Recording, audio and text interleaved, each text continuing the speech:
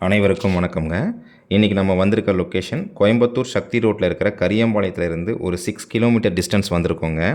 இங்கே ஒரு resale property ஒன்று வந்து சேல்ஸுக்கு வந்திருக்குங்க. சக்தி ரோட்லேருந்து லேண்டோட டிஸ்டன்ஸ் பார்த்தீங்கன்னா 6 கிலோமீட்டர் வருங்க.